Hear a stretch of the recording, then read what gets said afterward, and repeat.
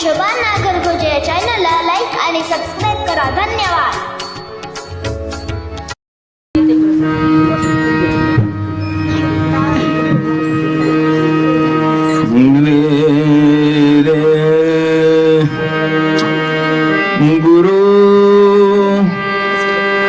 गुरुप्रसादाची थोरी महिमा असे श्रेष्ठ भारी.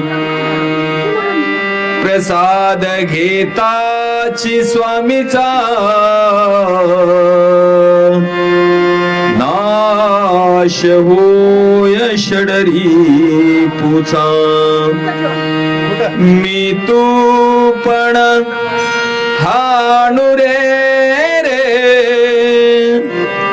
सुख अक्षयी घेई रे. सुख ब्रह्मानंद होय गगणी आनंदनमाय. प्रसाद घेताची स्वामीचा नाश होय षडरी पुचा. लक्ष्मण म्हणे घ्या हो जन्म मृत्यू चुकवा हो. प्रसाद घेताची स्वामीचा नाश होय षडरी पुचा. नमस्कार माझा पार्वती शंकरा. नमस्कार माझा पार्वती शंकरा. नमस्कार माझा पार्वती शंकरा. नमस्कार माझा पार्वती शंकरा.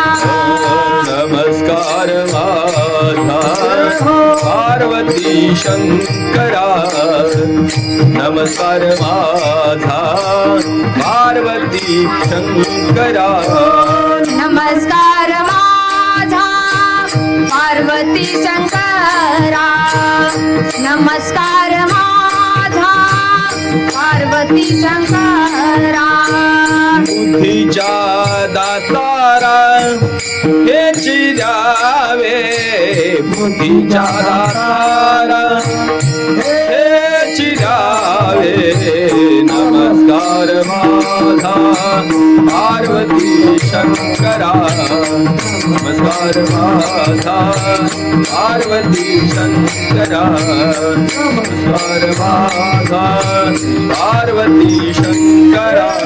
नमस्कार माझा पार्वती शंकरा. नमस्कार माझा पार्वती शंकरा. नमस्कार माझा पार्वती शंकरा. गुरुदेव महादेव गुरुदेव सदाशिवम. गुरुदैवात् परं नास्ति तस्मै श्री गुरवे नमः. ध्यानमूलं गुरुरमूर्ति पूजामूलं गुरुरपदं मंत्रमूलं गुरुर्वाक्यं मोक्षमूलं गुरुकृपाः. बसवं भक्तिये मूलं बसवं कालंगे कालननुपमशीलं. बसवं जंगमलोलं बसवा रक्षिकुदेनुसंगण. बसवा गुरुप्रसादाची थोरी महिमा से श्रेष्ठ भारी.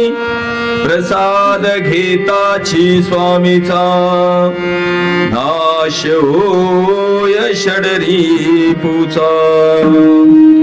प्रातस्मरणे अनंत कोटी ब्रह्मांड नायक शाश्वत वैभवाचा स्वामी दयाघन पार्वती परमेश्वराच्या मंगलमयी चरणी अनंत अनंत कोटी प्रणिपात समर्पित करून जगदादी जगद्वंदनीय जगद्गुरु क्रांती सूर्य जगज्योती महात्मा बसवण्णादी 770 शरणु शरणी शिवयोगी संत शिरोमणी मन्मथ माऊलींच्या संजीवन समाधीचं हृदय मंदिरामध्ये स्मरण करून परमपूज्य पदवाक्य प्रमाण पारावार पारदृष्टी सरदेकांक्षिणी शिवाद्वैत सिद्धांताचे भाष्यकार वसुंधरा रत्न राष्ट्रसंत सद्गुरु डॉक्टर शिवलिंग शिवाचार्य गुरु माऊलींच्या मंगलमयी चरणी विनम्र भाव समर्पित करून पवित्र पावन अशा या बोधेनगर मध्ये पवित्र या ठिकाणी भगवान शिवाचा 11वा रुद्र असणाऱ्या हनुमंतरायांच्या काळा हनुमंतरायाच्या या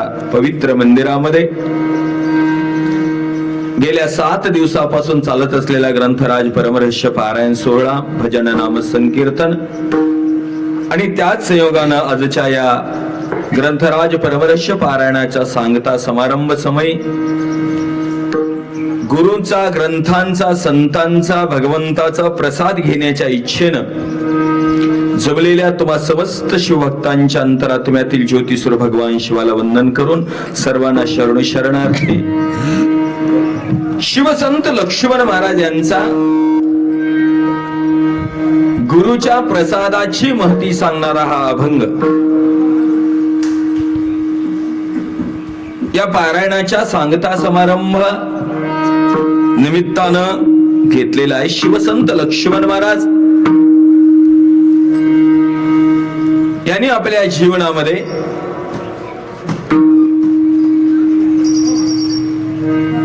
सद्गुरूंचा झालेला उपदेश, सद्गुरूंची झालेली कृपा आणि सद्गुरूंची कृपा झाल्याच्या नंतर मनुष्याच्या जीवनामध्ये काय बदल होतो, काय परिणाम होतो, हा अनुभव त्यांनी या अभंगाच्या माध्यमातून सांगितलेला आहे.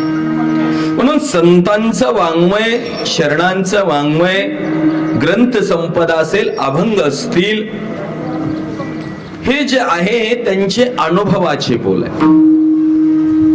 त्यांना भगवंताची भक्ती करत असताना आलेला अनुभव, समाजामध्ये राहत असताना आलेला अनुभव, सद्गुरूंची सेवा केल्याच्या नंतर मिळालेला अनुभव आणि सद्गुरूंचे जे बोल असतात, संतांचे जे बोल असतात ते अनुभवाचे बोल असतात. आणि तुम्ही आम्ही जे बोलतो ते तुमचं आमचं जे बोलणं असतं ते आहे की नाही, त्याला अनुभव नसतो आणि अनुभवी माणूस सांगू शकतो. आता आम्ही महाराज लोकांनी काय सांगावं, व्यापार कसा करावा साहेब, आम्ही सांगून जमते का? जे व्यापार करणारे लोक आहेत, ज्या क्षेत्रामधले लोक आहेत त्यांनी सांगावं. भजन करणाऱ्या लोकांनी सांगावं, वा महाराज कीर्तनात असं करावं तसं करावं. ज्याला अभंगच पाठ नाही त्याने सांगावं का? तसं कुठल्याही क्षेत्रामध्ये जर जायचं असेल तर त्याच्यामध्ये अनुभव अत्यंत महत्वाचा आहे. आणि म्हणून आपण सुद्धा जर बोलत असताना माऊली सांगतात, अनुभवाविने बोलू नये फार, अनुभवाविने बोलू नये फार, अनुभवाविना बोलू नये फार, अनुभवाविना बोलू नये फार, अनुभवाविना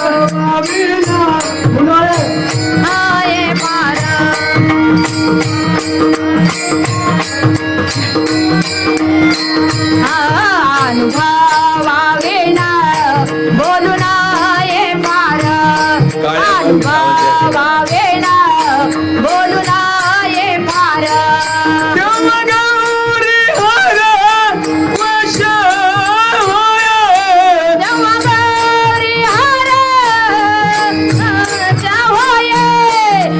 अनुभवाविना बोलू नये फार,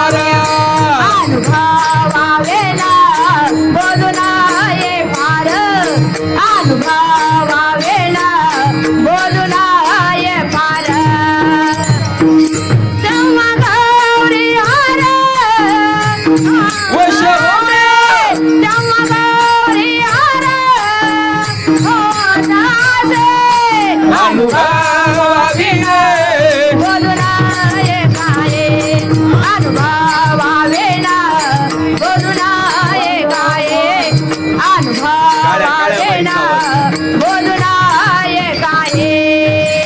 आणि म्हणून माऊली म्हणतात की जीवनामध्ये काही असेल बोलत असताना थोडस विचार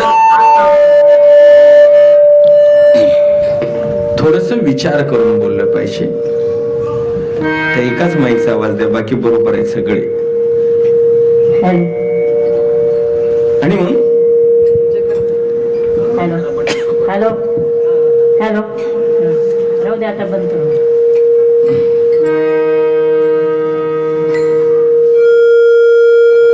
बटन बंद करा. माऊलींनी सांगितले, संतांनी सांगितलं बोलत असताना बाबा की कसं बोला अनुभवाविने बोलून फार. आणि ज्याला अनुभव नाही त्याच्या संगत जर आपण बोलालो त्यानं म्हणते बाबा हे केस काय उन्हानं पांढरे झालंय म्हणतो की नाही, आमचं जीवन गेले ना आता तू सांगायलायस का म्हणतो. तसं संत सुद्धा त्यांच्या जीवनामध्ये अनुभव घेतले, आधी गेले आणि मग आपणाला सांगितले, ते संत शरण. आणि म्हणून आमच्या जीवनामध्ये आम्हाला सुद्धा सुखाच्या प्राप्तीची अपेक्षा आहे. आणि सुखाच्या प्राप्तीसाठी हा जीव धडपडत असताना शिवसंत लक्ष्मण महाराज म्हणतात की आमच्या जीवनामध्ये आम्हाला सुखाचा मार्ग दाखवणारे जे सुखी आहेत, जे सुखी झाले, ज्यांनी सुखाची प्राप्ती करून घेतली, अशा लोकांना विचारा जा. कधी कधी सांगतात आहे की नाही, सुखानुधारका जाऊनी पुसावे, उगी का रुसावे देवावरी. देवावर आपण रुसत असतो बाबा, देवा सतत माणसं देवाच्या नावाने शेक फुकायला राहतात. देवानं असं करावं का, देवानं तसं करावं का, देवानं आमच्याकडे बघू नये का म्हणतो का नाही आपण. थोडं काही झालं तर देवाच्या नावानं आहे की नाही, महामनालाच कसं दुःख द्यावं. अरे बाबा जगात जे लोक सुखी आहेत त्यांना कधी जाऊन विचारलात का? आपण दुसऱ्यालाच म्हणतो. एखाद्या माणसानं मोठी बिल्डिंग बांधली आता बोधेनगर मध्ये, त्याला जाऊन विचारा की इथं घरात बसून जमते का म्हणून. कुणास तर कपाळ हाणला असेल, कुणास तर काय केलं असेल, बुडविला असेल, भावाला असेल, गावाकडे शेत विकला असेल, त्याला जाऊन विचारा. मनानच तर कलावतो आपण. एखाद्याचा मुलगा चांगला परीक्षेत पास झाला असेल, चांगले मार्क घेतले असेल आहे की नाही, MPSC UPSC परीक्षेत पास झाला असेल, त्याला जाऊन विचारा वा तू कसा पास झालास आहे की नाही. ज्यानं अनुभव घेतलेला आहे त्याला जाऊन विचारा. तसं आमच्या जीवनामध्ये आम्ही दुःखी आहोत. आम्ही दुःखी असताना आम्ही दुःखी माणसाला सांगतो. संत सांगतात दुःखी माणसाला विचारण्यापेक्षा जे सुखी झाले, ज्यांनी सुख धारण केलं, त्यांना जाऊन विचारा, त्यांच्याशी जाऊन भेटा, त्यांच्याशी जाऊन बोला, आणि मग ते तुम्हाला सुखाचा मार्ग सांगते. आणि त्या सुखाच्या मार्गावर जाण्यासाठी जे मार्गदर्शन करतात त्यांनी काय करतात, म्हणजे सुख आहे त्यांना मिळालेलं सुख वेगळं असतं, तुमचं वेगळं असतं. आता आमचा मार्ग वेगळा आहे, तुमचा मार्ग वेगळा आहे. फक्त आम्ही काय सांगू शकतो, तुम्हाला सुखानं जाण्याचा मार्ग सांगू शकतो. आणि म्हणून असे जे मार्ग दाखवणारे असतात, योग्य मार्ग दाखवणारे असतात, सुखाचा रस्ता दाखवणारे असतात, या जीवनामध्ये दुःखातून बाहेर पडण्याचा मार्ग दाखवणारे असतात, त्यांना संत म्हणतात, त्यांना सद्गुरू म्हणतात, त्यांना गुरु म्हणतात. आणि त्या मार्ग दाखवणाऱ्या व्यक्तीची प्रत्येकाच्या जीवनामध्ये गरज आहे, प्रत्येक व्यक्तीच्या. कारण हा जो प्रपंच आहे, माऊलींनी परमरहस्य ग्रंथामध्ये पहिल्या अध्यायामध्ये सांगितलं, एक श्लोक सांगितला, भवारण्य प्रविष्टस्य मोह दिग्भ्रांती चेतसाः येन मे दर्शित पंथा तस्मै श्री गुरुवे नमः. हा भवसागर आहे, अरण्यामध्ये आपण येऊन पडलेलो आहोत. आणि जंगलामध्ये एखाद्या आपल्याला अपरिचित जंगलामध्ये एखाद्या अरण्यामध्ये आपण गेलो आणि मग तिथं आपल्याला रस्ता सापडतो का, दिशा दिसते का. मोठे मोठे वृक्ष असतात, मोठी मोठी झाडं असतात. कुणी कुणी बघितलं तर इकडून चालवतं. आपल्या गोलाईत गेल्यावर नवीन माणसाला कोणी कोणी आलो तर कसं वाटतं, याच रस्त्याने वाटतं का नवीन माणसाला. आता आपल्याला माहित आहे म्हणून आपल्याला लक्षात येतं, आपण सतत सतत त्या रस्त्याने फिरलो. नाहीतर नवीन माणूस आणून सोडला की त्याला म्हणते इकडून चालू होतो मी म्हणते. आता तसं हे जीवन सुद्धा आपल्या गोलाईच्या रस्त्यासारखं आहे. या प्रपंचामध्ये आलात ना, माऊलींनी सांगितलं संसार रूपी अरण्यवने अहम भ्रांती भूलता दिशा भुलोनी ते काम क्रोध सिंह व्याघ्र वेडोनी ग्रासो आरंभिले. तसं आम्ही या संसार रूपी अरण्यामध्ये आलेलो आहेत. या संसाराला कधी संतांनी अरण्याची उपमा दिली आहे, कधी सागराची उपमा दिलेली आहे, कधी वनाची उपमा दिलेली आहे, कधी कधी भवसागर म्हणलेलं आहे. भवसागर याला म्हणजे जसं एखाद्या भव्य सागरामध्ये मोठ्या समुद्रामध्ये गेलो तरी आपल्याला कडेला येण्याचा मार्ग सापडत नाही, वनामध्ये गेलो आपल्याला कडेला यायचा मार्ग सापडत नाही, बाहेर येण्याचा. तसं या संसार रूपी अरण्यामधून सुद्धा माऊली म्हणतात हे संसार रूपी सुद्धा अरण्य आहे. इथं आल्याच्या नंतर जसं अरण्यामध्ये जंगलामध्ये कोण असतात, हिंस्र पक्षी असतात, वाघ सिंह असतात ना, आणि म्हणून आपल्याला त्याच्यापासून भीती वाटते आणि भीती वाटते. आणि म्हणून ते जसं आपल्याला त्या अरण्यामध्ये जंगलामध्ये समुद्रामध्ये मोठे मोठे मासे आपल्याला भीती घालतात, मृत्यूच्या दारात जसं उभारतो, तसं या सुद्धा संसार रूपी अरण्यामध्ये माऊली सांगतात या संसार रूपी अरण्यामध्ये सुद्धा आहेत अहम भ्रांती भूलता दिशा भुलोनी. इथं संसारामध्ये जसं दिशा भूल होते ना, तसं इथं मीपणाची दिशा भूल झाली. अहमपणाची दिशा भूल झाली, मीपणाची. आणि मग या मीपणाच्या अरण्यामध्ये आपण अडकल्यामुळे माऊली म्हणतात इथं सुद्धा आहेत ते काम क्रोध सिंह व्याघ्र भेडोने. इथं कोणते काम, क्रोध हे सिंह वाघ आहेत इथं आम्हाला त्रास देणार, आणि ग्रासू आरंभिले आम्हाला त्रास देत आहेत, नेमकी आम्हाला या दुःखातून बाहेर पडता येत नाही. आणि त्यावेळेस माऊली सांगतात या संसारामध्ये जर आम्हाला बाहेर पाडण्यासाठी मार्ग दाखवणारे कोण असतील तर ते भेटले अदृष्टे कृपादानी जानी दृष्ट श्वापदे टाकिली छेदोनी सुपंते लाविले शुद्ध बोधोणी तया श्री गुरुसी नमो नमो. कोणत्या गुरुला नमन करायचं सांगतात, जे सद्गुरु आम्हाला या संसार रूपी अरण्यातून मार्ग दाखवतात, या दुःखातून बाहेर जाण्याचा मार्ग दाखवतात. आणि त्या मार्ग दाखवणारे प्रत्येकाच्या जीवनामध्ये असले पाहिजेत, असतात. आणि म्हणून अनेक प्रकारचे प्रत्येक क्षेत्रामध्ये माणसाला गुरु लागतो शिकायला, आणि गुरु असल्याशिवाय माणसाला शिकता येत नाही. बघा इतर प्राण्यामध्ये जे 84 लाख जीव आहेत त्याच्यामध्ये इतर प्राण्यापेक्षा माणसाचा जन्म श्रेष्ठ आहे, पण माणसाला सगळं दुसऱ्यांनी शिकवावं लागतं. कोण शिकवावं लागतं? दुसऱ्यांनी. आता तुमच्या अनुभवात असेल, तुमच्या घरी किंवा एखादं मांजराचं पिलू जन्माला येतं, कुत्र्याचं पिलू जन्माला येतं, एखादी गाय येते, एवढे जंगलामध्ये अनेक पशु जन्माला येतात. का हो, त्याची आई त्याच्या पिलाला खायला शिकवते का? त्याच्या आई पिलाच्या आई त्याला बोलायला शिकवते का? त्याची आई काय त्याच्या बोटाला धरून चालायला शिकवते का? पाण्यात उडी मारल्यावर कुत्र्याला मांजराला पोहायला शिकवते का? कोणी टूप बांधले का? त्याला घेऊन गेले का स्विमिंग पूलला? काहीच नाही.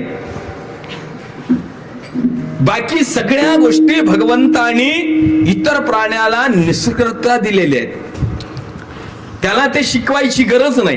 पाण्यात तुम्ही लहान पिलाला टाकून द्या, कुत्र्याच्या लहान पिलाला 15 दिवसाच्या, त्यानं आपोआप पोहते. आणि आपल्या बी लेकराला टाकून द्या 2 वर्षाच्या, येते का? येत नाही. कुठल्याही प्राण्याला आहे की नाही, त्याला शिकवायची गरज नाही. पण मनुष्याला शिकवण्याची गरज आहे, मार्गदर्शनाची गरज आहे. त्याला आहे का नाही, बोटाला धरून चालायला शिकवावं लागतं, त्याला जेवायला शिकवावं लागतं, त्याला बसायला शिकवावं लागतं, बोलायला शिकवावं लागतं की नाही. काय काय माणसाला आयुष्य गेलं तर बोलायला येत नाही, म्हणजे बोलायला येतंय, फक्त कसं बोलावं ते कळत नाही. बोलायला येते, बोलायला काय कुणाला भीते आहे की नाही. मला काय काय म्हणतो, अरे बाबा तुझं आयुष्य गेलं अजून तुला बोलायचं कळणार म्हणतो का नाही आपण. म्हणजे या गोष्टी आम्हाला सगळ्या माणसांना शिकवाव्या लागतात. आणि त्या गोष्टी शिकत असताना कुठलंही असो, ते जे मार्गदर्शन करतात ते संत सद्गुरू असतात. आणि म्हणून आमच्या जीवनामध्ये सगळे शिकवणारे, म्हणून आम्हाला जे शिकवते ते पहिला गुरु माणसाचा कोण असेल तर आई आहे. कोण आहे? आई. तुम्हाला वाटतं आमच्यासारखे गुरु म्हणजे गुरु आहेत, आमचा नंबर 3, 4, 5 नंबरला आहे. खरा माणसाचा गुरु कोण आहे? आई आहे. तुम्ही आहेत गुरु. पण तुम्हाला वाटायला का गुरु आहेत म्हणून, तुम्हाला वाटायला हेच महाराज आहेत म्हणून आमच्यासारख्या महाराजच्या भोवती गुरु गुरु गुरु गुरु फिरायला होता. पहिला गुरु आई आहे. साने गुरुजींनी काय सांगितलं, आई माझा गुरु, आई कल्पतरू, सोन्याचा सागरू आई माझी, प्रीतीचे माहेर, मांगल्याचे सार, अमृताची धार आई माझी. म्हणून माणसाचा जगातला पहिला गुरु कोण असेल तर आई आहे. आणि म्हणून त्या आई मधलं गुरुत्व जागं झालं पाहिजे. बघा, आईनच करावं लागतं. आणि जर आईनं जर चांगले संस्कार दिले तर त्याला बाकी ज्ञान सहज प्राप्त होतं. काय होतं? बाकी ज्ञान सहज प्राप्त होतं. आणि म्हणून पहिल्यांदा तुम्ही तुमच्यातलं गुरुत्व जागृत करा. गुरुत्व म्हणजे ज्याच्यामध्ये गुरुत्वाकर्षण शक्ती असते, ओढून घेण्याची क्षमता ज्याच्यामध्ये असते त्याला गुरु म्हणतो. ज्याच्यामध्ये विशालत्व असते, ज्याच्यामध्ये संकुचित भावना नसते त्याला गुरु म्हणतात. विशाल, मोठं, ज्याचं हृदय मोठं असतं त्याला गुरु म्हणतात. आणि म्हणून जगामध्ये कुणाचंही हृदय मोठं नाही. जगामध्ये फक्त आई, वडील आणि गुरूंचं हृदय मोठं आहे. कुणाचं? आई, वडील आणि गुरूंचं. याच्यापेक्षा जगामध्ये कुणाचंही हृदय मोठं नाही. आपल्या मुलानं एखादी चूक केलेली सुद्धा कोण खपवून घेत असेल? आई, वडील आणि गुरु. एखाद्या शिष्यानं चूक केली, वाईट वर्तन केलं, तरी त्याची चूक खपवून घेण्याचं सामर्थ्य गुरुमध्ये असतं. आणि म्हणून आई वडिलासारखा दुसरा गुरु या जगामध्ये नाही. पहिले आई, वडील, गुरु. पण आम्हाला ते माहिती नाही, आम्ही चुकलेलो. तुम्हाला वाटले आमच्यासारख्या महाराज आले, महाराज, आणि तुम्ही म्हणता महाराज मुलाला सांगा. आम्ही एकच वेळेस सांगणार आहे. पण करून घ्यायचं काम कुणाचं आहे? आमचं काम आहे इष्टलिंग दीक्षा द्यायचं, पण त्याच्याकडून रोज पूजा करून घ्यायचं काम आहे की नाही? आईचं काम. गुरुजींच्या शाळेत, तुम्हाला शाळेत काय करतात गुरुजी? आता आजकाल डायरेक्ट अभ्यास लिहून देतात. घरी करून घ्यायचं काम कुणाचं? आईचं. का तुम्हाला वाटतं सगळं गुरुजीचंच काम? ते सगळ्यात महत्वाचं आहे. फक्त गुरुजी फक्त मार्ग दाखवतात. तसं जीवनामध्ये सगळ्यात महत्वाची आई वडील आहे. आणि म्हणून आजच्या काळामध्ये जे आपण पाहतोय परिस्थिती, याचं कारण काय वाटतं? प्रत्येकाला वाटतं की आजचे मुलं बिघडले, त्याची संस्कृती बिघडली, आजच्या मुली बिघडल्या. याच्या मग कुणी बिघडलेलं नाही. बिघडलो ते आपण गुरु. कोण बिघडलंय? गुरु. मग समाज बिघडला तर आम्ही जिम्मेदार होतो, आम्ही बिघडलो. मुलं बिघडली, मुली बिघडल्या, आई जिम्मेदार. मुलं बिघडले, वडील जिम्मेदार. याला बाकी दुसरं कोणीच नाही. आणि म्हणून आमच्यामध्ये जी गुरु आहे, बघा, एखादी मुलगी, तुम्ही आता सगळ्या आई आहेत, तुम्ही सगळ्या, आता तुम्ही सासरी गेल्याच्या नंतर तुमच्याकडून चूक झाली काम करताना, काय होतं? घर चूक होतात सगळ्याकडून ना. एखादी चूक झाल्याच्या नंतर तुमच्या घरचे सासूबाई वगैरे काय म्हणतात तुम्हाला? तुम्ही बोलायला समजा एखादा शब्द चुकून बोललो वाईट, कोणाचं नाव घेतात? महाराजाचं. कोण शिकवले म्हणतात? हा, ऐका नाही काय म्हणतो? सगळ्यात महत्वाचं आहे कोण? तुझ्या आईनं तुला असं शिकवलंय का म्हणतात, ऐका नाही. आणि मुलगा चुकला तर आईचं नाव घेत नाही, कोणाचं नाव घेतात? बाबाचं नाव घेतात. म्हणून सगळ्यात महत्वाचं. आणि एखादा जर शिष्य चुकला, एखादा समाजातला माणूस जर चुकला तर गुरुचं नाव घेतात. ते महाराज ह्यांचे गुरुच असले, मग हे शिष्य असले म्हणतात.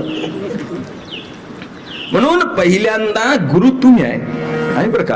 आणि म्हणून जे संस्कार देण्याची तुम्ही आमच्याकडून अपेक्षा करता, नक्की आम्ही आता आलो तुमच्याकडे, आम्ही 1 तास 2 तास तुमच्याकडे मार्गदर्शन करतो, पण ते तुम्ही वर्षभर जीवनभर तुमच्या जीवनामध्ये, मुलांच्या जीवनामध्ये अनुकरण करण्याची गरज असते. बघा, एका गावामध्ये असंच, आपल्या गावासारखं गाव होतं आणि 2 मित्र नेहमी शाळेला जायचे. दररोज मित्र एका गल्लीतले, आपल्यासारखं बोधीनगर सारखं. आता इथून दररोज शाळेला जायचे, शाळेतून दररोज यायचे आणि येत असताना दररोज हनुमान मंदिरामध्ये आपल्या त्यांना घरून सांगितलं होतं की दररोज दोघं जात असताना शाळेत दर्शन घेऊन जायचं मारुती रायाचं. आणि दोघं जण असं दर्शन घेऊन दररोज जायचे यायचे. एके दिवशी दर्शन घेऊन जात असताना काय झालं, तिथं एक पूर्वीच्या काळामध्ये एक छोटासा असा डब्बा ठेवला होता आणि त्या डब्यामध्ये कुणीतरी 2 रुपये टाकले होते देवाला. तेल टाका नाव काहीतरी तुम्ही टाकला ना तसं, देवाला त्या डब्यामध्ये 2 रुपये टाकले होते. आणि दर्शन घेऊन जात असताना त्या दोघांपैकी एका मुलानं बघितलं, अरे इथं 2 रुपये आहेत म्हणले देवापाशी. 2 रुपयात म्हणल्यावर त्यांनी म्हणलं, त्या दुसऱ्या म्हणले देवाचे पैसे आहेत, चल आपण जाऊ. नाही म्हणला, घेऊत आपण 2 रुपये आणि एक आपण, तू 1 रुपया घे, मी 1 रुपया घेतो, चॉकलेट खाऊ. नाही ते दुसरं म्हणलं, नाही रे देव पाप करते. नाही घे, चल काय करत नसते म्हणले, चल म्हणले. मग त्यानं काय केले, ते दोघांनी एक ते उचलून घेतले, 1 रुपया घेतला, गेले आणि चॉकलेट वगैरे खाल्लं. मग ते मंदिराचा पूजा करणारा जो पुजारी होता त्याला माहित होतं कोणीतरी या डब्यामध्ये 2 रुपये टाकलेले आहेत, संध्याकाळी आपण किंवा त्या गल्ल्यामधले आहेत तेवाला अगरबत्ती आणता येते, तेल आणून लावता येतं, म्हणून ठेवलेले. मग त्यानं नंतर संध्याकाळी आल्याच्या नंतर पाहिलं तर त्याच्यामध्ये पैसे नव्हते. पैसे नसल्यामुळे मग त्यानं पाहिलं तर बाहेर 2 असं त्या बाकड्यावर 2 वृद्ध माणसं बसली होती, म्हातारी. त्यांना विचारलं, बाबा इथं मंदिरात कोणी आलं होतं का?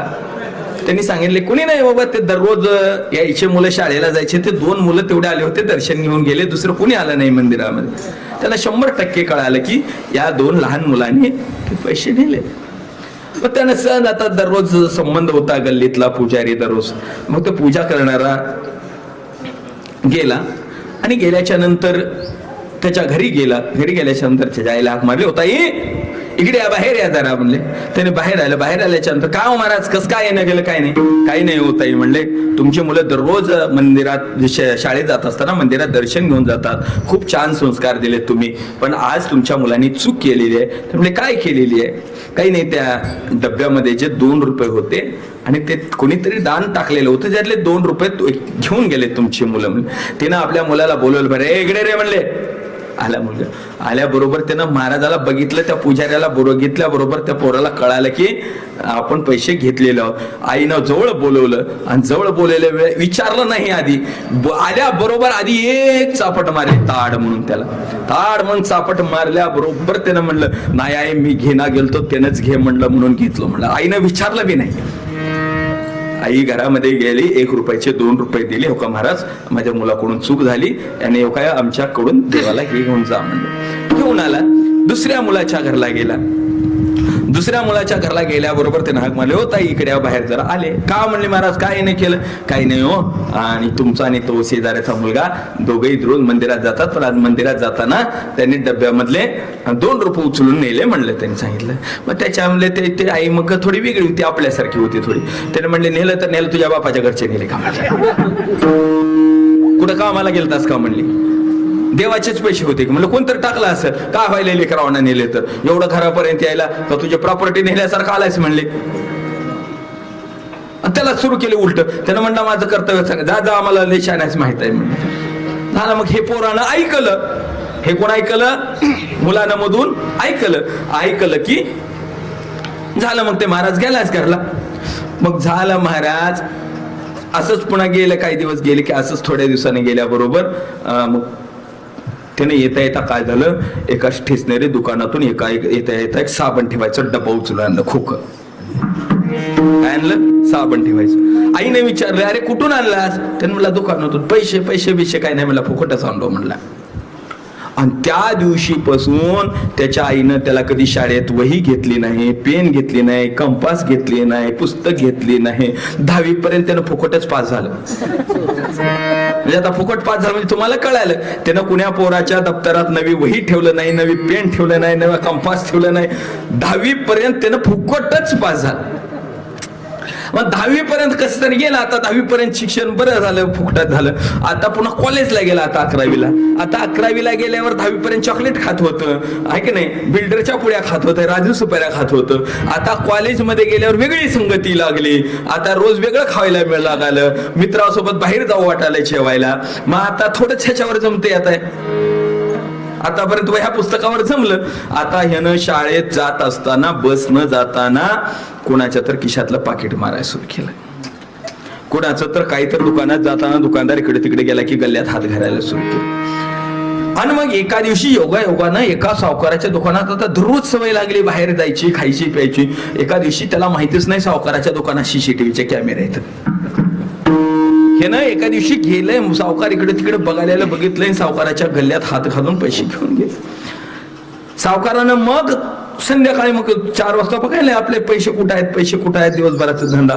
मग त्यानं सावकारानं CCTV बघितला, कोण आलं होतं कोण नाही.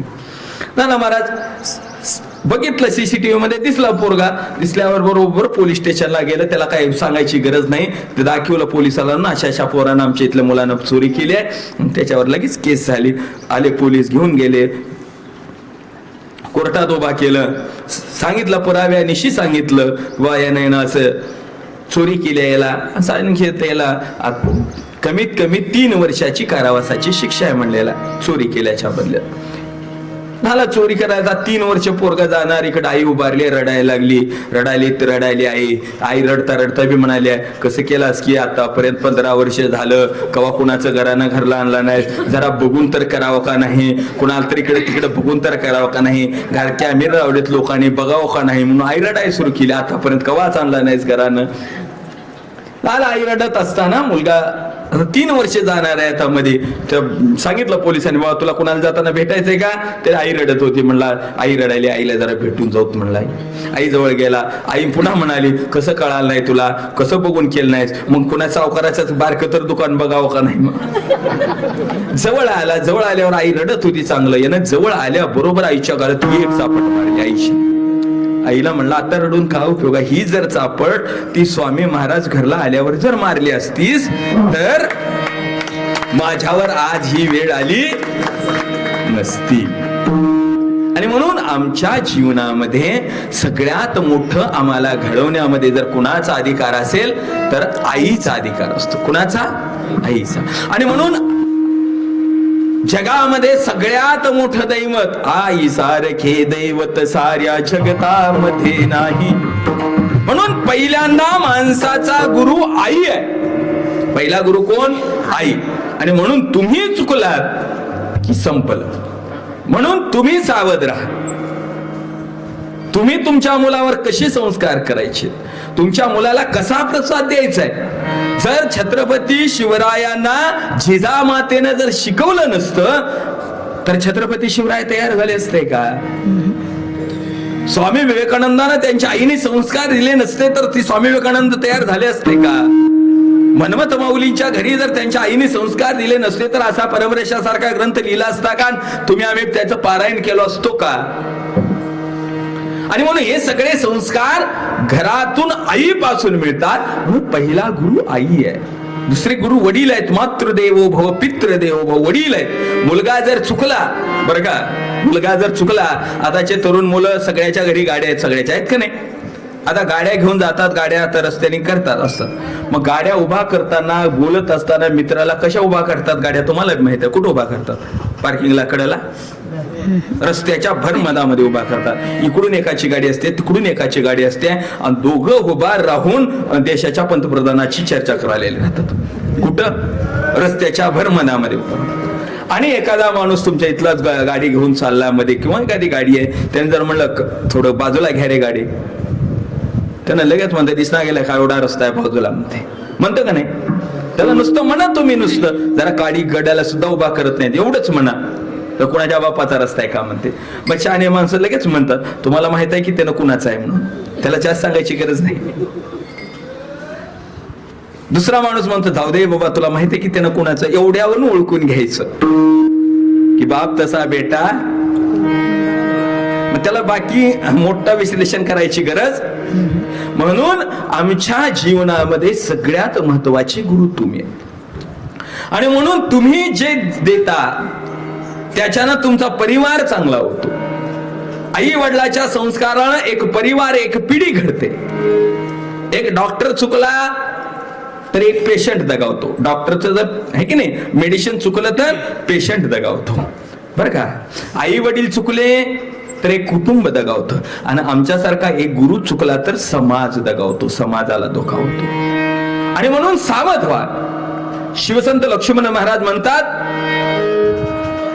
पहा विचार धरा सोयी, पहा विचार धरा सोयी,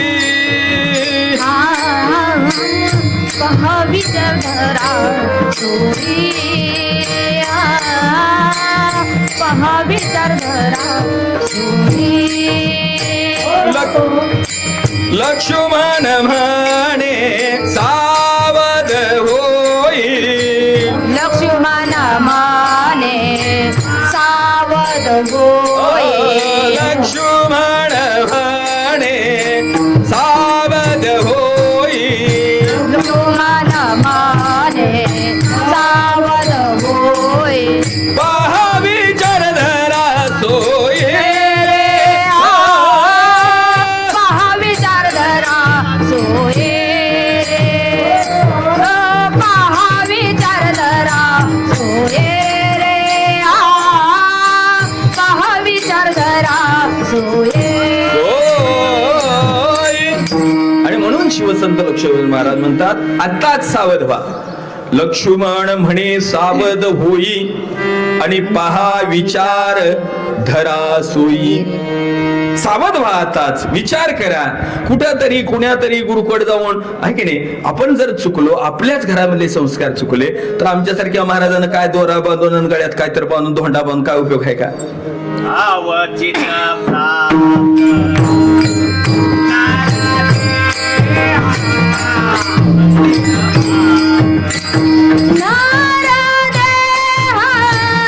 अवचित प्राप्ती.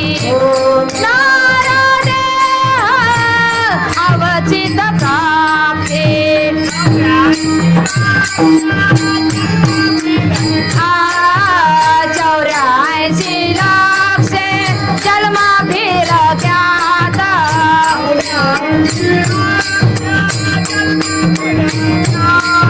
84 लाख जन्मा फिरत्यात, अवचित प्राप्त. अवचित प्राप्त, अवचित प्राप्त, अवचित प्राप्त. आणि म्हणून माऊली म्हणतात, आपल्याला मिळालेला जन्म आहे हा अनंत 84 लक्ष जन्म फिरक्यात अवचित प्राप्त नरदेह, प्राप्त झालेला जन्म आहे. या जन्मामध्ये आम्हाला चांगल्या मार्गाने या संसार सागरातून बाहेर काढणारे जे संत असतात, सद्गुरू असतात, आई वडील आहेत, आणि मग जे योग्य मार्ग दाखवतात त्या मार्गाने आपणाला जायचंय. मार्गनिका मार्गनिका मनमथ मारी तसे मार्गनिका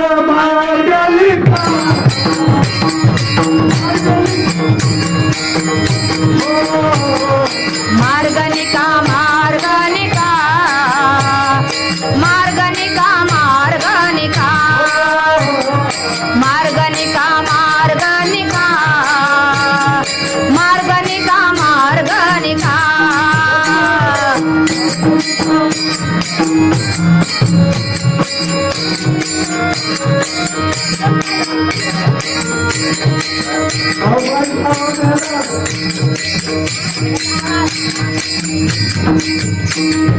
मार्गनिका मार्गनिका, मार्गनिका मार्गनिका, मार्गनिका मार्गनिका, मार्गनिका मार्गनिका.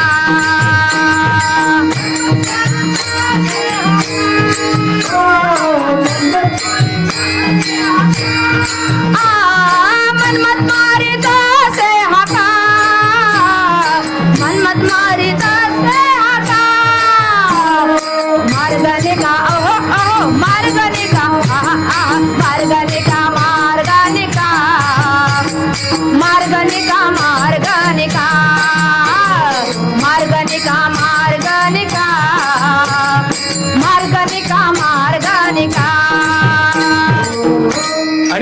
संतांनी आम्हाला सांगितलं, मार्ग निका मनमथ मारी तसे हका. म्हणून आमचा सोपा मार्ग आहे या संसार सागरातून दुःखातून बाहेर पडण्याचा मार्ग सद्गुरु संत आम्हाला सांगतात. म्हणून आमच्या जीवनामध्ये मार्ग दाखवणाऱ्या सद्गुरूंची, आई वडिलांची आम्हाला नितांत गरज आहे. वृद्धावस्थेमध्ये आल्याच्या नंतर आजकाल लोकांना वाटतं मग काय करायचंय, ही लोक वृद्ध असले जरी घरात बसले तरी आम्हाला योग्य मार्ग सांगतात. बाहेर जाताना आई वडील आपल्या नातवाला सांगतात, मुलाला सांगतात संध्याकाळी लवकर ये, बाहेर जाऊ नको. हे सांगणारे कोण असतात? आम्हाला वाटतं त्यांचं वज वाटतं म्हातारपण, आहे की नाही? पण कितीही जरी वृद्ध झाले तरी ते मार्ग दाखवणारे असतात आणि मार्ग दाखवणाऱ्याची आमच्या जीवनामध्ये गरज आहे. म्हातारे माणसं, वृद्ध माणसं, आई वडील काय काम करू शकत नाही, पण एखादं काम तुम्ही करत असताना 100 वेळेस तुम्हाला सांगतात सांभाळून कर. बाहेर जाताना एखाद्याशी व्यवहार करायचा, सांभाळून कर. एखाद्याला पैसे द्यायचे, सांभाळून कर. सगळं लिहून घे, दोघं फसवतील तुला, सांगणारे कोण असतात? आई वडिलाशिवाय दुसरं कोणी सांगत नाही. आणि म्हणून तसं या जगामध्ये सुद्धा आम्ही जगत असताना, या दुःखरूप संसारामध्ये जगत असताना संत सांगतात की बाबा हे सगळं संसार दुःखाचं कारण आहे, पण या संसारातून बाहेर येण्यासाठी तुला सद्गुरूच्या प्रसादाची गरज आहे, सद्गुरूच्या मार्गदर्शनाची गरज आहे. आणि त्या मार्गदर्शन आम्हाला मिळावं म्हणून संत श्रेष्ठ लक्ष्मण महाराज अभंगाच्या गुरु प्रसादाची थोरी, गुरु प्रसादाची थोरी, गुरु प्रसादाची थोरी, गुरु प्रसादाची थोरी.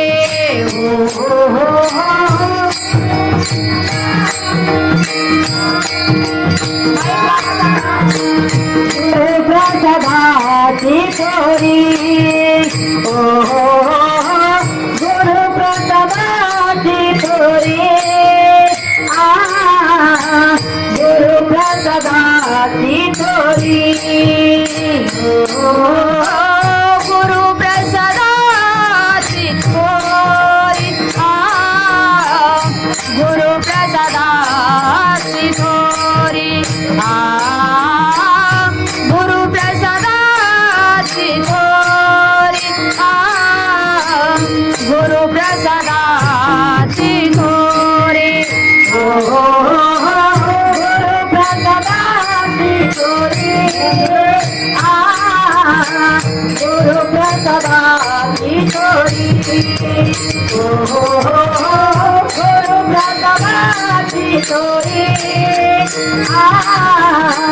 गुरु प्रसादाची थोरी. महिमा से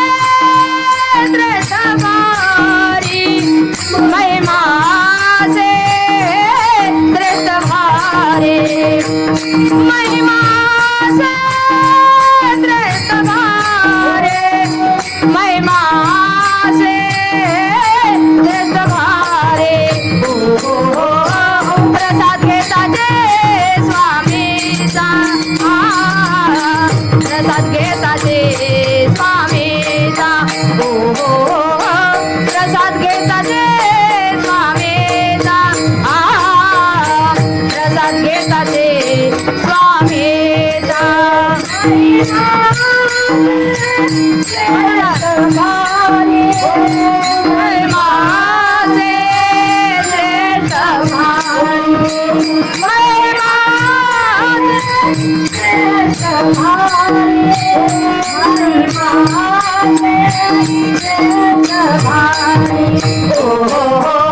प्रसाद घेता जे स्वामीचा,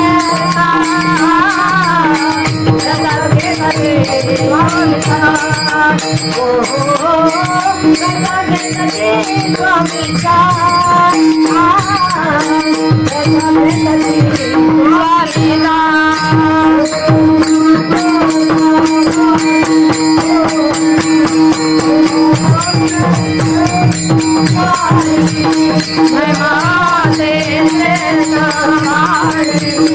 महिमा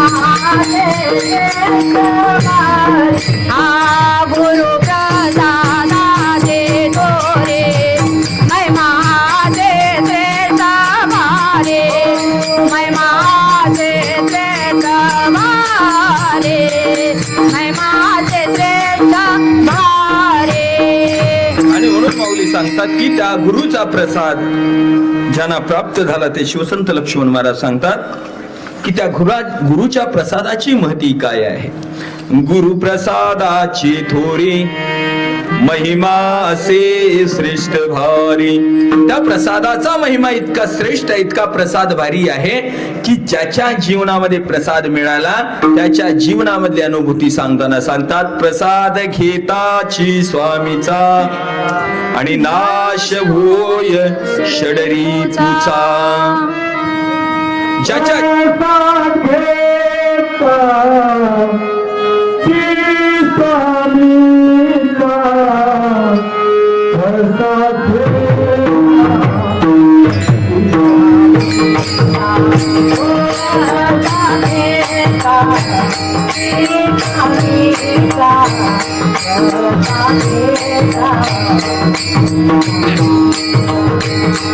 प्रसाद घेता ते स्वामीचा प्रसाद घेता स्वामीचा प्रसाद घेता ते स्वामीचा प्रसाद घेता स्वामीचा नाश होया नाश होया रे बोला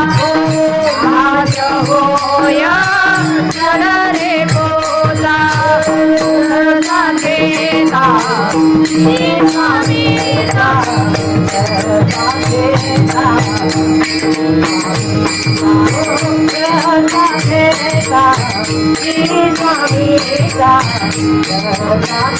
स्वामीचा नाश होया चढा रे पोचा नाश होया चढा रे पोचा प्रसाद घेता स्वामीचा प्रसाद घेता स्वामीचा प्रसाद घेता ते स्वामीचा प्रसाद घेता स्वामीचा. आणि म्हणून माऊली आम्हाला सांगतात संत श्री लक्ष्मण महाराज सांगतात की आमच्या जीवनामध्ये आम्ही गुरुचा प्रसाद घेतल्याच्या नंतर त्याची अनुभूती काय असेल. त्यांच्या जीवनामध्ये त्यांना अनुभव आला की प्रसाद घेतल्याबरोबर त्यांच्या जीवनामध्ये परिवर्तन झालं. प्रसाद घेताची स्वामीचा नाश होय षडरी पुचा. आमच्यामध्ये असणारे जे माऊलीने सांगितले की या संसार रूपी अरण्यामध्ये काम क्रोध आदी सिंह व्याघ्र जे आहेत हे गुरुच्या प्रसादानं जातात नाश पावतात. आणि आम्हाला दुःख देणारे कोण असतील तर हे काम क्रोध आदी षडविकार आहेत षड रिपू आहेत हे आमचे शत्रू आहेत की आम्हाला परमार्थामध्ये येऊ देत नाहीत आम्हाला एखाद्या चांगल्या कामामध्ये जाऊ देत नाहीत आड येतात. आणि म्हणून आम्हाला इकडं परमार्थ नको वाटतो किंवा चांगल्या गोष्टी नको वाटतात आणि वाईट गोष्टीकडे आमचं मन आकर्षित होतं. आणि म्हणून माऊली म्हणतात की अनेक लोकांना सगळ्यात महत्वाचं या षडविकाराने कामे नाडिले जनाला अंतर पडे परमार्थाला. या कामानं माणसाला नाडलं विषयानं नाडलं आणि या विषय सुखामध्ये गुंतल्यामुळं हा माणूस तिथंच या प्रपंचामध्ये अडकून पडला दुःखामध्ये अडकून पडला आणि तिथंच रस घेत घेत मृत्यू पावतो. जसं विषयामध्ये एखाद्या विषयामध्ये एखादा प्राणी किंवा एखादा भुंगा एखाद्या फुलाचा कमळाच्या फुलाचा रस घेण्यासाठी त्या कमळाच्या फुलात जाऊन बसतो आणि त्याला बाहेर तिथून यावंच वाटत नाही तिथंच बसावं आणि मग ते रात्री कमळ बंद होतं. मग एखादा हत्ती एखादा प्राणी येतो आणि त्याला उचलून फेकून देतो तुडवून देतो आणि त्या किड्याचा जीव त्या तिथं साहतो त्याच्यात अडकून पडतो त्या फुलामध्ये आणि त्या विषयामध्ये अडकलेला कामामध्ये अडकलेला त्या रस घेण्यामध्ये अडकलेला भुंगा एखाद्या लाकडाला सहज पोखरू शकतो. घराच्या मोठे दरवाजाला एखादा भुंगा सहज कीड का पाडू शकतो पण त्या कमळाचं फूल किती नाजूक असतं, त्या पाकळ्याला तो कुरतडू शकत नाही, कारण त्या कमळाच्या फुलाचा रस घेण्यामध्ये तो अडकून पडलेला असतो. तसा हा मनुष्य जीव सुद्धा या संसारामध्ये इतका अडकून पडलेला आहे की त्याला बाहेर निघावंच वाटत नाही. आणि आम्ही म्हणतो आम्हाला निघता येत नाही काय आम्हाला घरानं धरून ठेवलंय का? घराला आपण धरून ठेवलोय का घरानं तुम्हाला धरून ठेवले? आपण घराला धरून ठेवलं. आपण किती बी लांब गेलो की घर आपल्याला चिटकूनच राहते. घर आपल्या सोबत येत नाही. काय येते? घर आपल्या सोबत येते, आपणच घरात राहत नाही. म्हणून घरानं किंवा एखाद्या व्यापारानं आपल्याला कुठल्या संसारानं धरलं नाही, आपण संसाराला धरलो. आणि ज्या दिवशी आपण त्याला सोडू त्यावेळेस ते घर कुठं जात नाही, तिथंच राहत असतं. फक्त आपणाला वाटतं की हे सगळं माझ्यामुळं चालले, घर माझ्यामुळं चालले, हे सगळं माझ्यामुळं चालले, मी आहे म्हणून घर आहे असं प्रत्येकाला वाटतं. प्रत्येकाला बरं का, मलाही वाटतं मी आहे म्हणून समाज आहे, मी आहे म्हणून मठ आहे. आणि काय आमच्यासारखे 100 महाराज गेले का मठ का पळून गेला का कुठं? मठ तिथं सांगतं त्या मठाचे दगड पळून गेले का काय गेले, काही जात नाही. फक्त आमच्या मधला जो भावना आहे की तिथं आम्ही अडकून बसलेलो. आणि म्हणून संसाराची व्याख्या अशी सांगितली, केवळ घर म्हणजे संसार आहे असं नाही. ज्या वस्तूवर महात्मा गौतम बुद्धांनी सांगितलं, अरण्यात गेलात, जंगलात गेलात, जंगलामध्ये जाऊन बसलात आणि त्या झाडाच्या सावलीवर तुमचं प्रेम झालं आणि त्या झाडाचे जर पानं गळून खाली पडले, तुम्हाला ऊन लागायला की तुम्हाला दुःख होतं. तुम्ही कुठे बसलात? जंगलामध्ये, झाडाखाली बसलात, काहीच नाही, तिथं भिंती नाही, घर नाही, मुलगा नाही, पण त्या झाडावर प्रेम होणं सुद्धा हा संसार आहे. आणि म्हणून फक्त जीवनामध्ये या वस्तूवरचं ममत्व कमी करायचं, बाकी काही कमी करायचं नाही. सगळे तर आपले आहेत, पण सगळ्यांना माझं म्हणण्यापेक्षा सगळ्यांना आपले आहेत म्हणायचं आणि माझ्याशिवाय काही नाही असं म्हणायचं. आणि म्हणून आमच्या जीवनामध्ये दुःखाचं कारण षडरिपू आहे, अहंकार आहे आणि अहंभ्रांती. बोलत आदेशाने मी सुरुवातीला सांगितलं की आपण या संसारात दुःखाचं कारण काय, तर मी आहे, अहम, माझ्याशिवाय काही नाही, हा जो भ्रम आहे आपला, हे सगळं दुःखाला कारणीभूत आहे. आणि ज्याला वाटतं का नाही आपल्याशिवाय काही होत नाही, सगळं तुची करता करविता, देवावगी तुझी सत्ता, आम्ही बाहुल्याच्या जाती सूत्र दोरी तुझे हाती, आहे की नाही? ज्याला वाटतं सगळं देव करतो किंवा आमच्याकडे जे काही आहे सगळं मिळते, तुझ्या कृपे देवा निश्चिंत मी आहे, सर्व चिंता पाहे माझी तूच, आहे की नाही? असं ज्यावेळेस आपण म्हणतो हे सगळं भगवंत करून घेतोय, मी फक्त निमित्त मात्र आहे, त्यावेळेस आम्हाला सुख मिळतं. आणि ज्यावेळेस असं वाटतं की मी करतोय, बाकीचे सगळे कोणीच करत नाही, त्यावेळेस मात्र दुःख आहे. म्हणून माऊली म्हणतात मीपणा निघून जातो आणि मीपणा जाण्यासाठी सुद्धा गुरुची प्रसादाची आवश्यकता आहे. अभंगाच्या 3ऱ्या चरणावर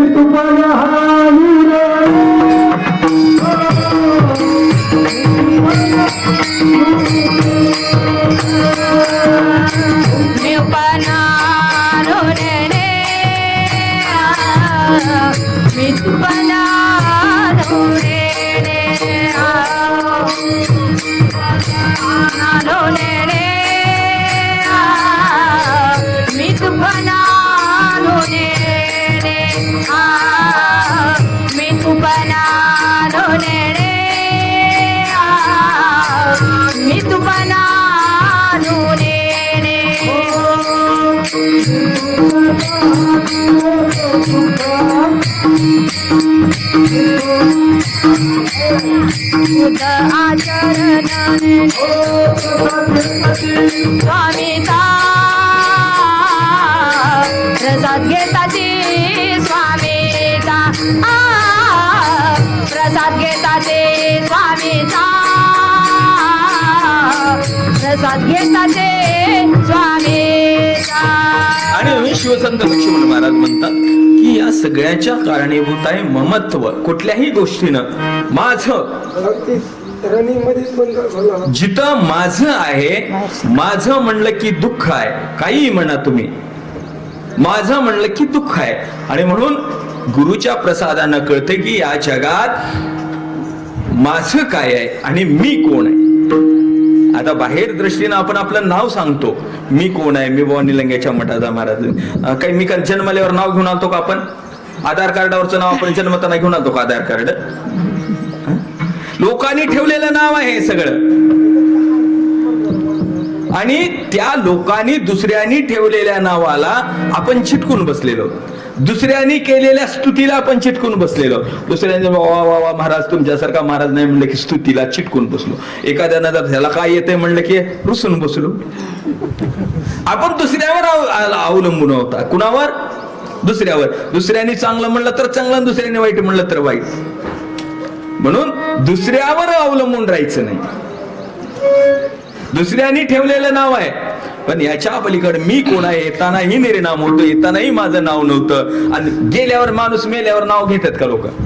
नाही. समजा एखादा माणसाचा मृत्यू झाला आहे आणि समजा त्यानं दुसऱ्या गावामध्ये त्याचे अंत्यविधी आपल्या इथल्या रुद्रभूमीमध्ये करायचे आहे, सिद्धेश्वर भूमीमध्ये करायचे आहे. तर आपलाच पाहुणा असेल कोणी, मग आता त्याच्या अंत्यविधीला आपण जातो किंवा फोन केल्यावर विचारतो, पाटील केव्हा येणार आहेत म्हणून विचारतो का?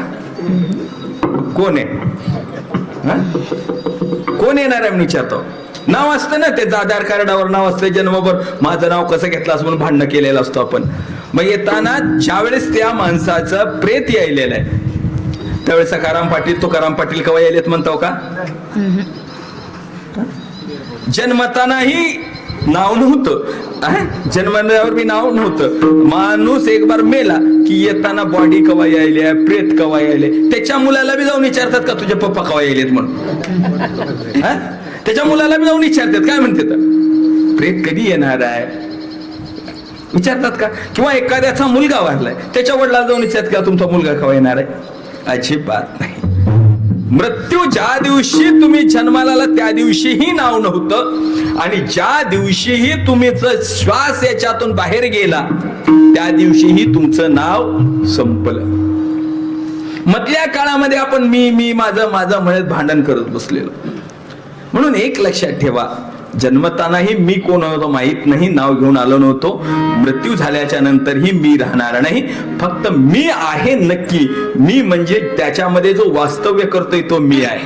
त्यानं आला मग नंतर नाव आलं, त्यानं एक बार बाहेर गेला तुमचं नाव संपलं. म्हणून आणखी आपणाला कळालं नाही माझा मीच कोण, नकळे मजसे आणि तुझ्या स्वरूपाशी जाणू कैसे. आणि म्हणून आमच्या जीवनामध्ये शिवसंत लक्ष्मण महाराज गुरुला जाऊन विचारले, मला देव कुठं आहे ते दाखवा म्हणले नाहीत.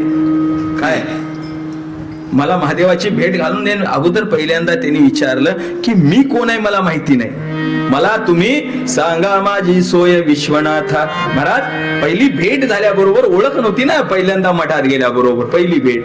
त्यांनी विचारलं कोण आहे तुम्ही? बाबा पहिली भेट आहे, ओळख नसते माणसाची. मग विचारतं कोण आहे, तुमचा परिचय झाला नाही. त्यांनी सांगितलं मलाच माहित नाही, माझा मीच कोण नकळी मसी, मला माहित नाही मी कोण आहे ते. पण ठीक आहे बाबा कुठून आलास? त्याने सांगितलं या संसार रूपी अरण्यातून आलो, म्हणजे संसारातून आलो. का बरं आला? शरण आलो देवा संसाराच्या भीने. उगा आलो नाही, मला या प्रपंचाची संसाराची भीती वाटली म्हणून आलो. मग आता कुठं जायचंय? महाराज तुम्ही जिकडे जिकडे मार्ग दाखवाल तिकडे तिकडे जाणे आहे. आणि एवढं म्हणल्याबरोबर त्यांना कळालं की हा माणूस साधारण नाही, या माणसानं प्रपंचाला उदास झालेला माणूस आहे. आणि बस डोक्यावर हात ठेवला, कर मस्तकी ठेविला, अनंत जन्मीचा शीन गेला, ऐसी गुरु कृपा थोर करी दिनाचा उद्धार. सर्वसामान्य असणाऱ्या व्यक्ती सद्गुरूंची कृपा झाली, भिंतीवर अभंग लिहिले, भिंतीवर शिवसंत लक्ष्मण महाराज. आणि त्यांच्या जीवनामध्ये ते गुरुची कृपा झाली, सर्वसामान्य माणूस संत पदाला गेला. ते सांगतात माझ्यासारख्या सर्वसामान्य माणसाचा, एका गरीब माणसाचा, एखाद्या अज्ञानी जीवाचा उद्धार सद्गुरूंच्या कृपेमुळे झाला. म्हणून तो साधा झाला नाही, गुरूंचा प्रसाद, कृपा प्रसाद मला भेटला. आणि तुम्हाला सुद्धा तुमच्या जीवनामध्ये सद्गुरूचा कृपा प्रसाद भेटावा, तुम्ही सुद्धा तसे माझ्यासारखे मोठे व्हावे. आणि म्हणून शिवसंत लक्ष्मण महाराज आम्हाला विनंती करतात. लक्ष्मण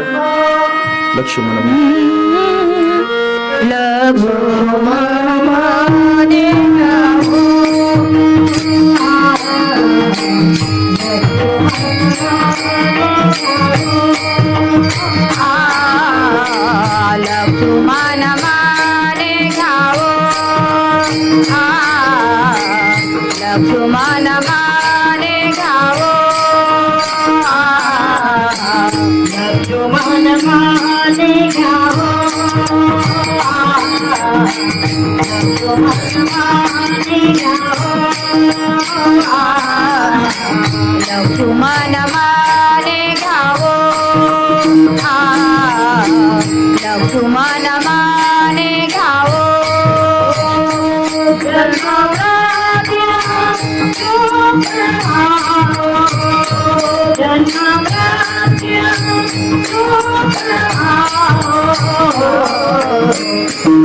घेताचे स्वामीचा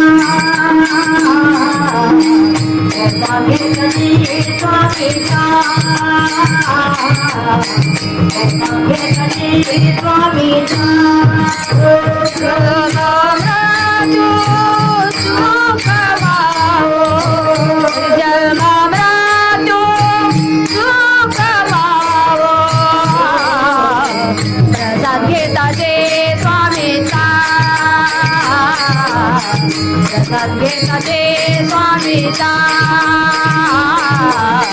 प्रसाद घेताचे स्वामीचा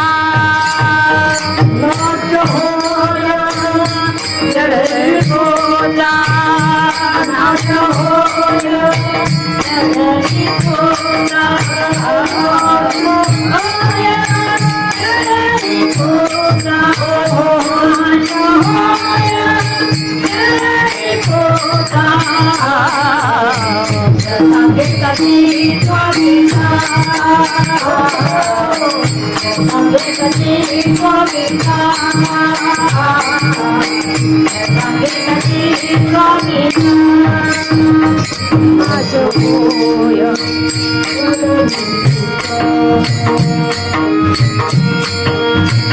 चढ रे पोचा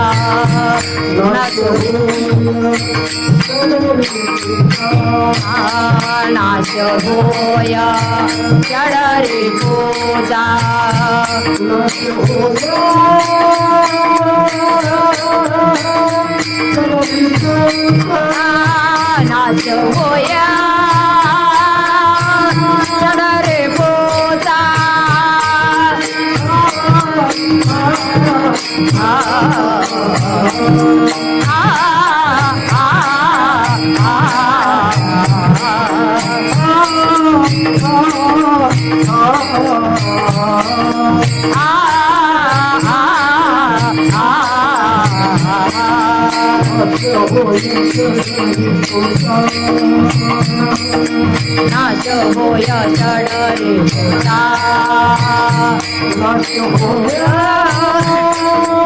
नाश होय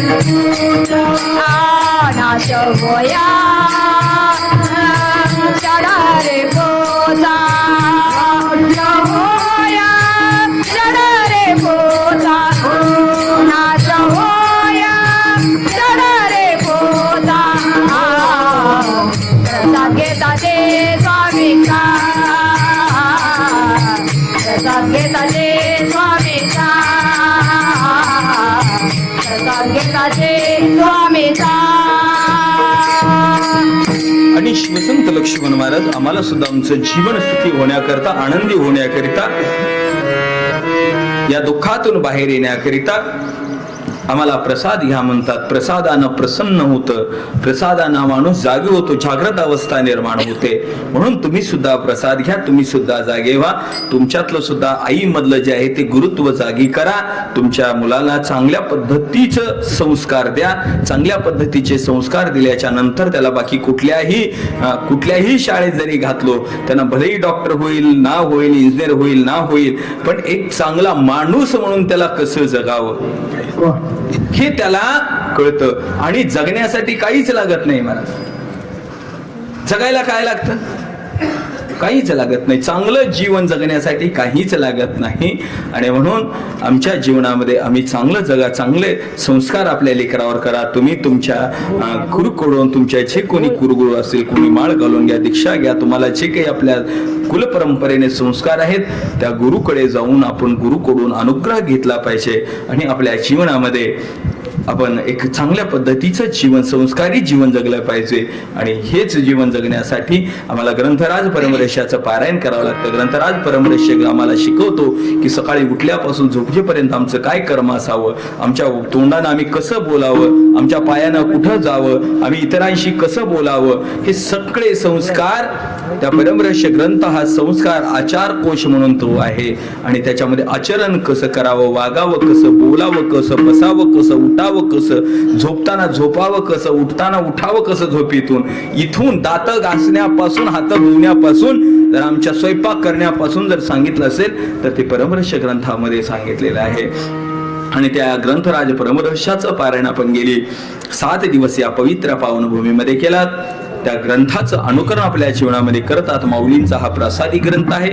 याचे जो नित्य करी पारायण त्याची भवव्याधी चुके मरण कीर्ती अमर जगे होई पै. आणि म्हणून आता तर केलातच केलात, पण नित्य एक तरी ओवी आपल्या दररोजच्या पारायणामध्ये घरी बसल्या बसल्या इतर काही मोबाईलवर 1-2 रील बघण्यापेक्षा आहे की नाही, 5 ओव्या आपण जर वाचलो, कमीत कमी 5 ओव्या आहे की नाही. आणि 5 ओव्या वाचायला किती वेळ लागते मी तर तुम्हाला 1 मिनिट. किती? 1 मिनिटात. तुम्ही पारायण केलं, मी तर भरपूर केलेलं. मला माहिती आहे 1 मिनिटामध्ये सावकाश वाचल्यावर आणि गडबडीत तर वाचल्यावर आठवते जय जय सदाशिव बरोबर माधवानंद वैभव असं म्हणलो की आठवतं.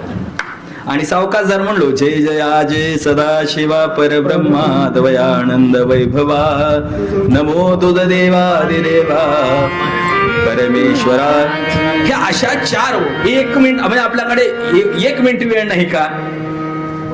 आणि मग तुम्ही जर नित्य आणि मग तुम्हाला जे काही आणखी सांगितलंय माऊलींनी, पुत्र इच्छा धरुणी म्हणी जे तत्पर होती परायणी तयाचा वंश सुलक्षणी वाढीला. तुम्ही काय इच्छा पाहिजे ते करून पारायण करा.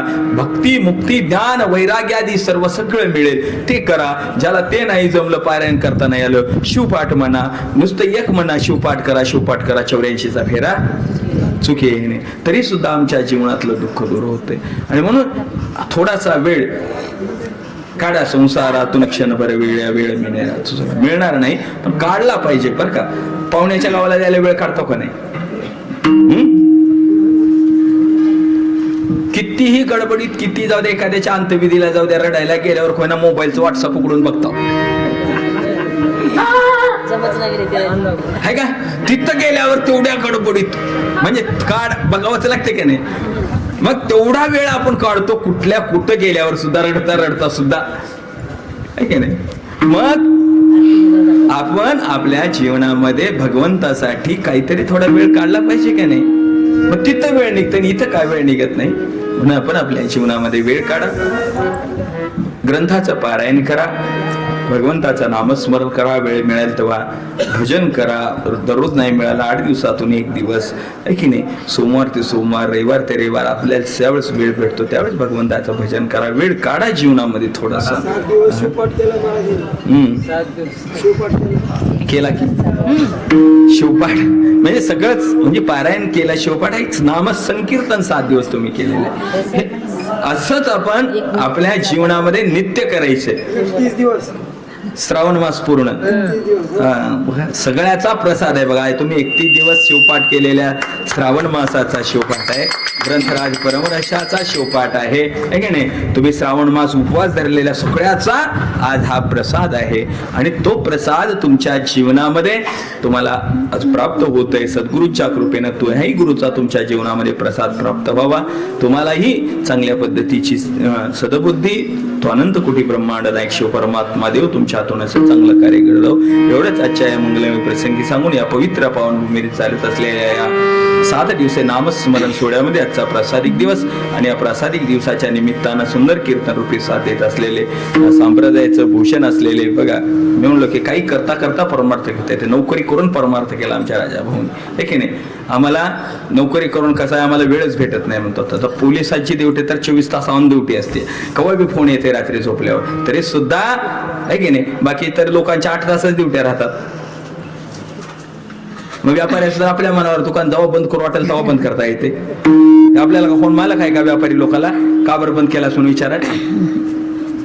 पण तसं सुद्धा करता येतं. आमच्या राजाभाऊने अगदी परमार्थामध्ये नोकरी असतानाही वेळ दिला, आज रिटायरमेंट झाल्यावर सुद्धा पूर्ण वेळ परमार्थासाठी देते. त्यांच्या माध्यमातून आमचे सिद्धेश्वरजी चौंड असतील, त्यांच्या माध्यमातून सिद्धेश्वरजी आहेत, सुंदर त्यांचाही मृदंगवादक, तेही वेळात वेळ काढून कुठेही भजनामध्ये उपस्थित राहतात. तेही आहेत आमच्या ताई शोभाताई आहेत, त्यांचं सुद्धा सुंदर गायन अनेक ठिकाणी त्या वेळात वेळ काढून सुंदर रात्री जागरण करून भजन करतात, बाहेर जाऊन श्रीमद भागवत कथा करतात, त्या सुद्धा आज या ठिकाणी उपस्थित आहेत. म्हणजे एक भागवत कथाकार एखाद्या कीर्तनकाराच्या कीर्तनात उभा राहतात म्हणजे ते सुद्धा बरं का त्यांचं मोठेपण आहे. आमच्या शिवभक्तीपरायण कीर्तनकार पद्मिनीताई असतील, या सुद्धा या ठिकाणी उपस्थित आहेत. आणि तुम्ही सगळे भजनी मंडळ आहे की नाही, आपलं करबसाप्पा भजनी मंडळ असेल, इथलं श्री महात्मा बसवेश्वर महिला भजनी मंडळ असेल, आपण सगळ्यांच्या माध्यमातून माझ्यासोबत आलेले आमचे मनमताप्पा निटूरकर असतील, त्यांच्या माध्यमातून सगळं सुंदर कीर्तनरूपी सेवा या ठिकाणी समर्पित करण्याचा योग या ठिकाणी ज्यांनी घालून दिला ते आमचे शिवभक्तीपरायण शिवहारजी बिराजदार साहेब वाडकर साहेब, त्यांच्या सुविधे पत्नी पूजाताई यांच्या माध्यमातून त्यांनी निमंत्रित केलं की